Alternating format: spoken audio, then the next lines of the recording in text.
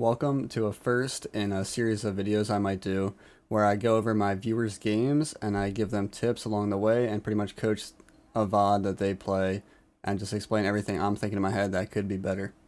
So I hope you guys enjoy the series. I hope you can learn a little bit from it. And yeah, let's get started. So first thing I see, guys, he got his Jing Wei 2 level 1. You want to get your 1 at level 1. And you want to auto the big creep. You want to place your 1 on all 3 minions. And you want to keep autoing the big creep. It's just the most efficient way to clear red buff and the most efficient way to get to lane as fast as possible.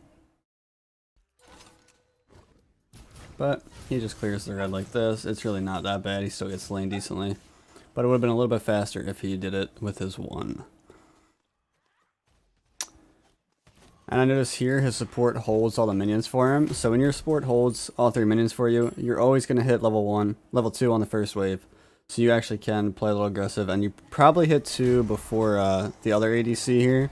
Because you hit, yeah, with the 1 creep. You only need 1 melee creep and you get all the purples to hit 2.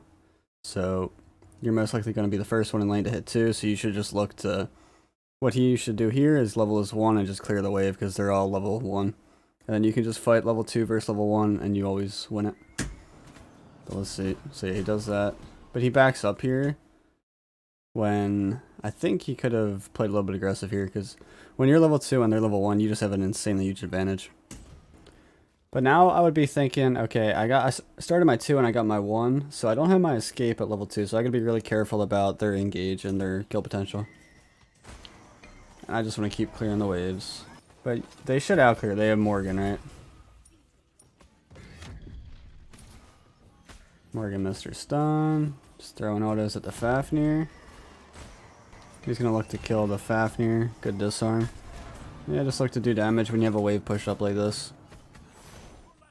He's dashing to Alpha, but he has no mana. Just dashing like that in general isn't really good. Just like dashing to get somewhere faster, it's just very bad if a fight is about to happen. You want to save your escapes for fights. Your 1 is your main wave clear. Doing scorpions here is fine. Purples respawn at about this time, so whoever kind of gets pressure in lane gets to dictate. That's why I don't really like doing my scorpion there, but it's okay. He's Jing Wei, so he can really back whenever he wants. I actually would not recommend buying that many pots when you have Death Toll. Honestly, guys, when I get Death Toll, I really only buy pots at the start. I go 2 health, and then these mid games, like I'll get maybe a health pot, but I don't think you should really have mana issues with Death Toll. What the hell? Okay, so we're back in lane 2v2ing still. We backed for T2 boots. I don't think they backed it actually, so we should have a good fight here. You're hitting 5 off this wave. Very good time to fight. Very good power spike. Yeah, you hit 5. Could maybe dash in here, but a little sketch.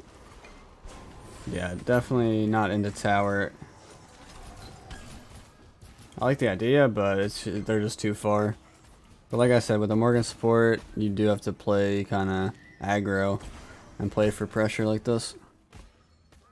But he should just use his pressure to get alpha. This guy has to back. And then wave. Like I would be thinking in my head like alpha wave purple probably. But I think wave purple is probably fine here. This is a decent fight. Okay, well. His thought process is probably like this guy hasn't backed yet, so he has way more gold in hand. But early game, 5 minutes in, the minions do so much. So you can't just really aggro people without worrying about the minions. Unless you're like Hou-Yi someone who can like, if you're Hou-Yi right here, you can alt combo the wave and you don't have to worry about minions. But with Jing Wei, just one the archers, guys. Clear the archers and then you can dash into them. You don't really have to just go for the 1 on him, I would say. It's unfortunate, and once you miss the knockup with Jing Wei, your fight is over. Jing Wei is okay at 1v1s if you hit the knockup. If you don't hit the knockup with Jing Wei, your 1v1 is trash. Don't even try. After this, just leave. Just walk out. Alting out, I don't think you really had to. I don't think Chernobog has that much damage. I think your dash would have been fine. He doesn't have that much follow-up either. So kind of a panic dash after missing an ability. Panic ult after missing an ability. It happens. But like if you would have played that wave, just cleared the wave and got pressure, it's a possible purple invade which can possibly snowball you. So that's just something to think about and do differently. If you have an item advantage, you don't have to just force the fight on the wave. Just matches clear on the wave and then you can follow him to purple. Or you can fight him after the wave is cleared. But wave clear, top priority. Kind of an awkward time to back. I would have probably went for this wave. Because if you clear that wave, I don't think you're ever dying. And you can get full boots and T2 on your next back. But if you back right here, the wave's already here. And quick note is that you see how there's not a brute minion at the start of this wave? That means that these waves will kill each other really fast and get to your tower really fast and die really fast. So it gives you less of a time frame to back and get back here, but we'll see what happens here. So now it's boots, T1 devs. Now builds are equal. He has a level lead though, so you can still take some trades. Chernobog isn't that scary in 1v1s. Good trades. Also, they both have death tolls, so it's kind of hard to do damage to anyone. So they have sustain. You have timer on his purple, so you can be thinking about... See, these I've actually seen a few of these videos, and I realized that lower level players, they just like randomly dash for reasons I'm not sure of. But you like dashing to get somewhere faster is always very risky, and you're not getting anywhere faster with this, right? Remember what I said, guys, about Jing Wei missing knockup? If you miss the knockup, guys, you just gotta run. He ults way too early. He doesn't understand that Chernobog doesn't have that much kill potential this early. And you need your ult for actual ganks by junglers or supports. And you see how a health pile would be more beneficial than a mana pile right here? Yeah, see, this is what you kind of need your ult for. Probably dead here. Yeah. So he actually got punished there for what I said to not do. We won't watch it back, but he dashed in just the jungle for no reason. The Chernobog forced his ult off that mistake, and then him getting his ult forced caused that gank to be successful. He gets back to lane here, and the Chernobog ults him. And when Chernobog's ulting, you see his clone. You can get a free knockup if you want. So that's probably what I would do here. I would just stand here, be ready to knock up Chernobog, and auto him a few times just to start the fight with a health advantage. But he won the wave, so now it's a little awkward. If I was this Chernobog, I would 1-2 the wave and the Jing Wei if possible. And you just win the box when you're Chernobog with your steroid and with your ult mitigation. Okay, so we're rotating here. Again, guys, a very bad habit is dashing to fights. I know you want to get there first, you want to get there really fast, but you also, guys, it's more important to have your dash in the fight to dash away from things. So let's see what happens here when he rotates. Okay, so now he used his 1, so he's out of all his damaging abilities except for his ult. He used his 1 and his 3 before the fight even started, and he's not even there yet.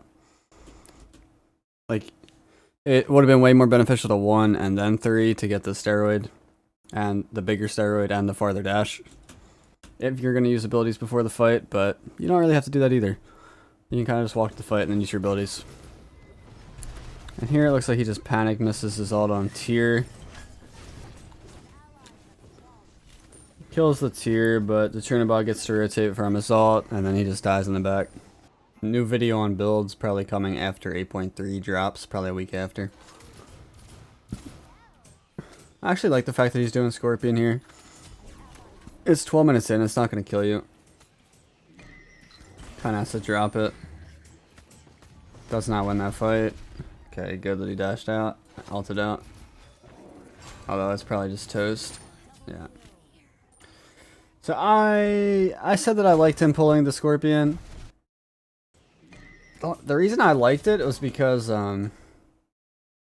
he didn't see Chernobog and he saw everyone else on the map. So even though they have vision on it, they're kind of occupied in mid. And I would think the Chernobog is like, you know, somewhere on this side of the map. Probably, maybe suffer backs, maybe out of purple, maybe just walking a lane. But I feel like if I am trying to do Scorpion here, I just commit to it with my 1 and my 3, just dash into the wall. Like dash against the wall just to get both steroids to bring it down faster.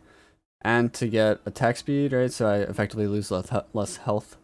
But he did get the attack speed steroid, but it's just, but at this point, when it's this low and the Chernobog is about to hit you, you actually just have to run away and hope that you can either get the last hit and he pulls it, or you just have to run away and hope he chases you and drops it. But at that point, it's not good. Gets his ult forced. Thanatos is here, blinks on him. You can argue that because they were all in mid and he saw them, he should have ulted to his lane. And maybe he would have survived, but it's still a bad situation. Second rotation, he was coming to help with the tier kill. His team doesn't really need help. I think he's going to do Scorpion here, which I probably wouldn't do, to be honest. But at least he's getting something off his rotation, even though he didn't really help with the tier. It's not a bad play. Just do this, back, fly back to lane, stabilize over there. Risky decision. Looks like there's 50-50 in it. They got it, nice.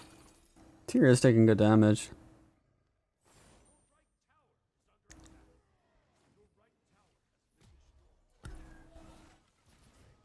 I know I've said this a million times, but just dashing like that, I would start autoing it. Oh wow, they killed that fast. This is the problem with rotating like this and not being efficient. His lane opponent can just split push for free. Thankfully he had a Yanis to cover it, but that's why you have to be careful with rotations. You don't want your enemy ADC to just get free towers for no reason and you not do anything on your rotation. I mean, sometimes it happens, but yeah. Ulting into the backline like this, I'm not so sure about it. He's probably dead. Yeah, I would say just very inefficient use of abilities, and using abilities when they're not good times either. You want to get value. So with your knockup, you want to hit at least one person, if not two or multiple people with the knockup. And then your 3 should either be to like juke an ability or to dash in after you won. And your ult should be when people are going on you to escape. So for the last couple minutes, he's just been farming, and then his teammate got picked in mid, and this is already a losing fight. Again, just throwing out a random one. Now you don't have self-peel. Dashing, getting your ult forced, yeah. That was a good idea for the knockup. Unfortunately, a miss, but that was a way... Wow. But that was a way better idea, like, to knock up the tier, peeling for your jungler. Osiris just going for the steal. Wow, Yanis got it, boys. Look at that Yanis snipe. Damn. And then I think someone dies to fire. That's really good. It's actually really good for the squad. I don't want to take them that long. I guess they have 4 people. And they have a fire giant. But now, definitely either do pyro and back or just back. There's nothing to stay for here. I guess mid tower. But it's probably just better to reset first. I don't know if he knows, but you can, off tier fearless, you can dash. Oh, this isn't good. Yeah, he's gonna get pulled by a Persalt. Yeah, this isn't good. They honestly should have just backed. But even then, I think you dash off the tier fearless and then you probably, I don't think you have to install the Chernobog ult. It's just a slow. He's unfortunately farmed a little inefficiently this game. Usually at 24 minutes, you should probably be level 20, but he rotated a little early this game and kind of never went back to his lane to farm to level 20. So the other ADC is going to have a big advantage in these late game fights, I would say. Because they have Death's Embrace and he does not. You don't buy the T2 of this because you want the 1500 gold right when you hit level 20. So that's an interesting thing to time, but if you have, like, not all starters, but like starters like Death's Embrace where like it's such a good power spike and like helps you out so much in team fights, you need to have the 1500 gold as soon as you hit 20, approximately. Right now, he's not even close, so he's not even going to get it for the next fight. And that fight is going to be a fire giant right now. Gotta be a little careful, he's by himself here. That missed? He's level 20 now, but he can't back for Embrace. Oh, just dash. Guys, if you play Jing Wei and Tier Fearless as you can dash so easily. I'll tell you exactly when I would have dashed. Right there. The second knock up, you can just dash this. You're knocked up, you just fly to your team, you're fine. You take 300 damage, it's okay. But he got his beads forced. Then turning and fighting there isn't good either. So now he got his beads forced and his ult forced, so the most important things in team fights, guys, are your relics and your ult as a hunter. You don't really play around your cooldowns that much, but now that I don't have beads or ult, I know if I get CC'd, I die. If I get jumped on, I die. I have 500 health. I'm practically useless right now. Thankfully, his team got a kill. So yeah, he just got to play back, and he's got to be able to do damage without taking damage here. Let's see if it's possible. He's going to get trapped by this. He has to kill it. Maybe... It's a good Yen assault. Dashing in again, guys. Stop dashing into fights.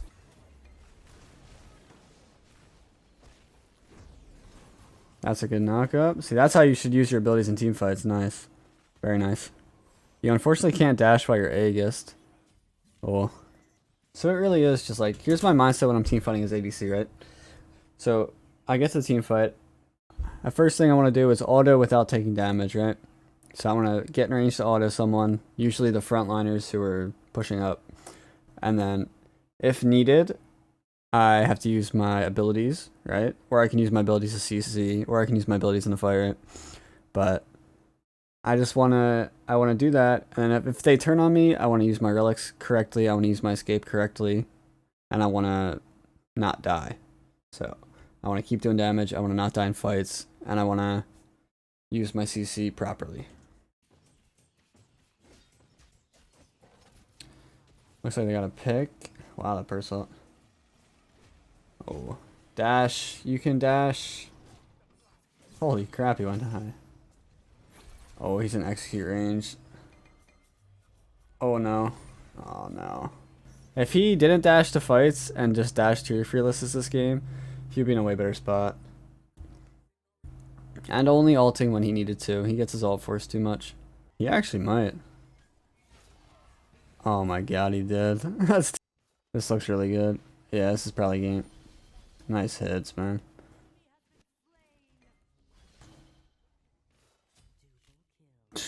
Team made sick plays. Just run it down left. Just run it down left. Okay, so if there's two things to take away from this game, guys, it's A, don't dash to fights, and B, in fights, auto until you take damage, until people turn on you. When people turn on you, either use your ability, use your escape, or use your relics. And then always try to stay alive. Like, use your abilities effectively in team fights and use your actives effectively.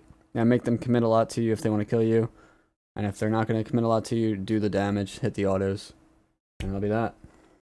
Alright guys, thank you so much for watching the video. I hope you guys could take something away from that. It was fun to make. They're fun to do. If you guys enjoy it, I'll do more in the future for sure. Drop a sub if you would be so kind. And follow me on Twitch. I stream every day at 9 to 3. Check it out. Link in description.